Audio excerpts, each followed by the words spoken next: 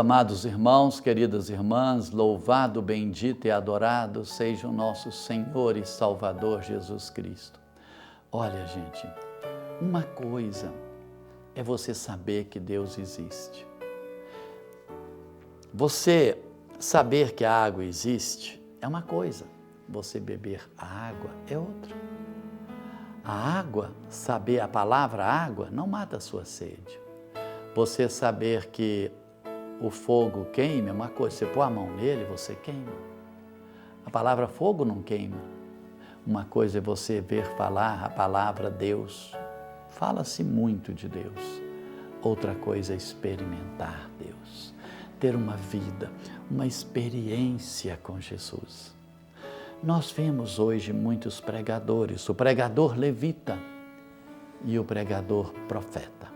O pregador levita é aquele que lê muito e repete coisas que ele leu. O profeta não. O profeta é uma pessoa que Deus chama, leva para a sua intimidade, curte esse profeta.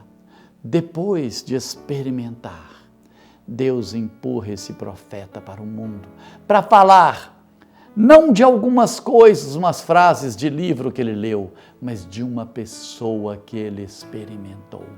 E nós hoje precisamos cada vez mais de profetas, de homens que falem de uma experiência com Deus. Nunca a adoração esteve num nível tão baixo e nunca se falou tanto de Deus.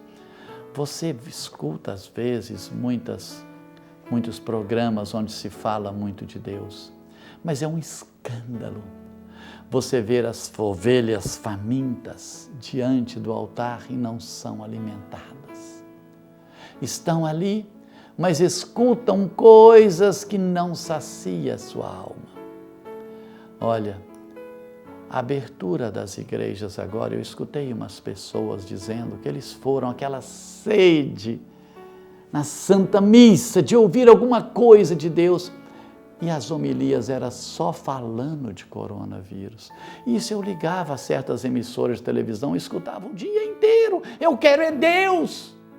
Não quero escutar aquele falando a mesma coisa o dia inteiro. Escutei isso 90 dias e agora de novo nas igrejas. Eu quero escutar de Deus, eu quero Deus. Sabe?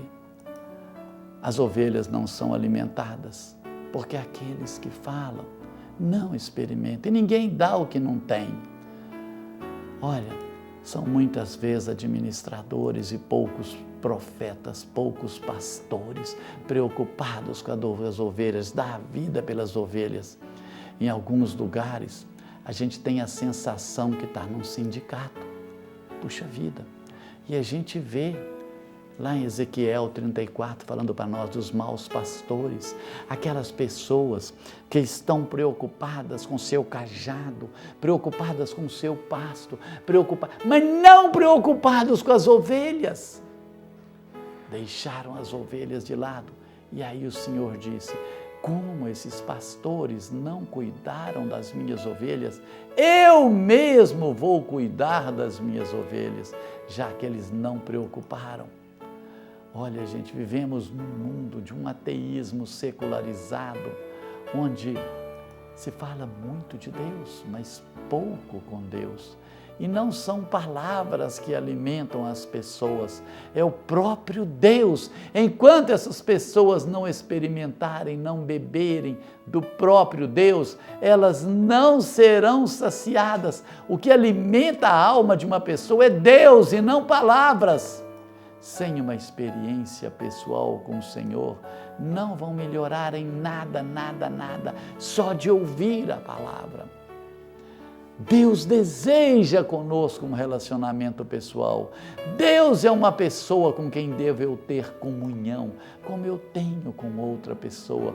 Buscar falar, buscar ouvir Deus, pedir o Espírito Santo que me dê essa experiência com Deus. Eu quero ter essa vida com Deus. Olha, Deus é uma pessoa, mas que pensa, que sente, que deseja, que ama, que sofre como qualquer pessoa e diz para nós, olha gente, eu estou à porta, eu peço entrada. Se você abrir a porta do seu coração, nós entraremos e faremos uma grande festa, um grande banquete. Nós quem? O Pai, o Filho e o Espírito Santo. Um Deus que comunica conosco, que fala conosco através da nossa mente, das nossas vontades, das nossas emoções. Fala também no nosso coração. Um Deus que conhece cada um de nós e sabe o que vai no coração de cada um de nós. Mas, gente, só através de uma experiência, de uma convivência de dois seres, a gente passa a conhecer.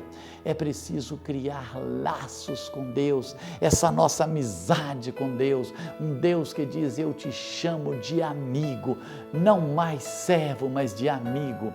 Olha, no livro de Exupéry, O Pequeno Príncipe, a gente observa Exupéry falando do príncipe e da raposinha, em que então o príncipe diz para a raposinha que era preciso que eles criassem laços. E a raposinha pergunta: o que é criar laços? Criar laços é aqui, eu estou aqui todo dia. Você chega lá, na porta me vê, você olha para mim, eu olho para você, você olha para mim, eu olho para você. No dia seguinte você volta, aproxima mais um pouco, chega mais perto, olha para mim, eu olho para você, no terceiro dia mais perto, até o dia que você vai chegar, ficar pertinho de mim, e eu passo a mão assim na sua cabeça, fazendo um carinho, e você anda para lá e para cá, no meio das minhas pernas, e vai chegar um dia que nós vamos dizer assim: nós não conseguimos mais ficar um sem o outro. Nós precisamos dessa experiência, sabe? Desta vida com Deus, desta comunhão com Deus. Lá há muitos anos atrás, na Europa, existiam aqueles reis que gostavam de ter suas caçadas da raposa. Então eles saíam com seus amigos, tinham os cachorros e os amigos que iam com eles e saía para as caçadas. E os cachorros, de repente um cachorro via a raposa. Quando ele via a raposa, ele ficava louco e ele saía e ele ia correndo e latindo. E os outros cachorros iam atrás, latindo, e eles iam correndo atrás. De repente, aqueles cachorros que não viram a raposa, ia parando, ia cansando, mas aquele que viu a raposa, ele não parava, ele ia até pegar a raposa. É preciso que a gente veja, que a gente experimente, como Maria Madalena diz: eu vi o Senhor. Talvez você não vai ver com os olhos, você vai ver com a alma, você vai ver com a experiência, você vai ver com o seu relacionamento, um relacionamento afetuoso com Deus, que nos ama, um Deus que se oferece a nós como companhia, como amigo, que diz lá o salmista diz para nós, quando ele olha e diz para nós: o Senhor se torna íntimo daqueles que o amam e lhe oferece a sua amizade. Depois o Salmo 54 diz: não eras tu, meu íntimo amigo, com quem caminhávamos em doces colóquios em direção à casa do Pai? É esse nosso Deus, esse nosso Senhor, que caminha conosco em direção a Jerusalém celestial, a casa de Deus. Karl Rahner dizia que o homem do terceiro milênio vai ser um místico ou não vai ser nada. E nós precisamos mais do que nunca, gente, voltar à contemplação, à adoração, fazer o nosso deserto no nosso quarto, no terraço da sua casa, qualquer lugar que você achar. Jesus diz: entra no seu quarto, fecha a porta e ora ao Pai que te escuta. E é isso, gente. Hortelano também diz: o profeta do futuro será aquele que vier do deserto.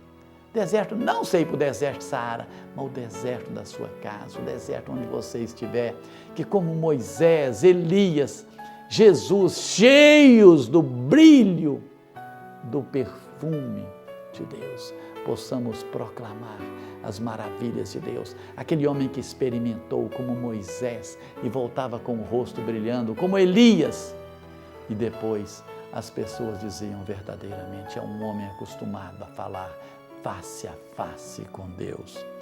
Olha, Paulo VI dizia da importância da contemplação e dizia da importância das contemplativas. O papel delas é reconhecer que Deus é Deus e que Deus merece ser servido, que Deus merece ser adorado. É a primeira coisa, esta vida com Deus. Santo Inácio dizia: esta vida com Deus é uma onipotência sem poder. É uma embriaguez sem vinho. É uma vida sem fim. É louvor, é adoração.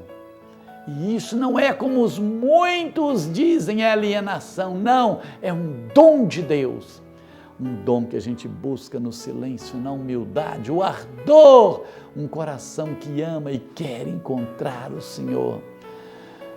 E diz para nós, Senhor, escuta-me. É a vossa face que eu busco, Senhor. Senhor, é a voz que eu procuro. A palavra de Deus diz para nós, buscai o Senhor, já que Ele se deixa encontrar. Aquela samaritana dizia para Jesus, Senhor, dá-me dessa água viva, para que eu não tenha mais sede.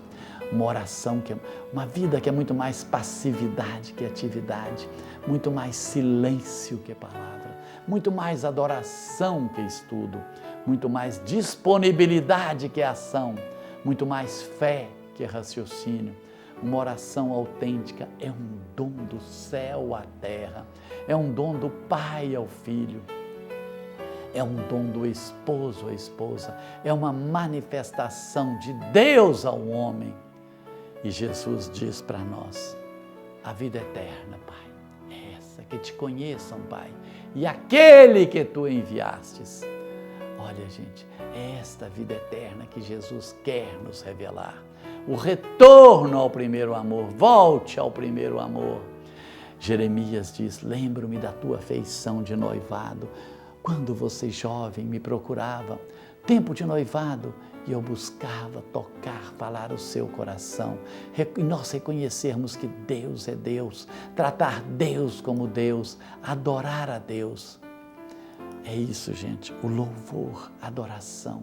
O que é o louvor e o que é a adoração? O louvor, eu vou a Deus agradecendo alguma coisa que recebi. Eu te louvo, Senhor, por ter passado essa pandemia. Eu te louvo, Senhor, pela cura da minha mãe. Eu te louvo pelo meu trabalho. Eu te louvo pela minha saúde. Eu te louvo por alguma coisa. Na adoração, não. Eu vou a Deus porque Deus é Deus e deve ser adorado simplesmente porque Ele é Deus. Amarás o Senhor teu Deus de toda a tua alma, de todo o teu coração, com todo o teu entendimento.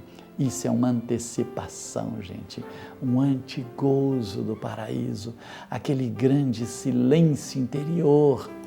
É preciso silenciar. Aquietai-vos e sabei que o Senhor é Deus. Quando eu silenciei o meu coração, Deus me falou. É nesse silêncio que nós experimentamos a contemplação. Claro, podemos ter uma leitura como muleta, mas vem aquele ardor e você esquece as leituras e passa a buscar aquela intimidade, aquela vida sem apoios, sem segurança, simplesmente apoiando no amor, na verdade. Meus queridos, nós vamos continuar a semana que vem. Fiquem com Deus até nosso próximo programa, se Deus quiser. Em nome do Pai, do Filho e do Espírito Santo. Amém.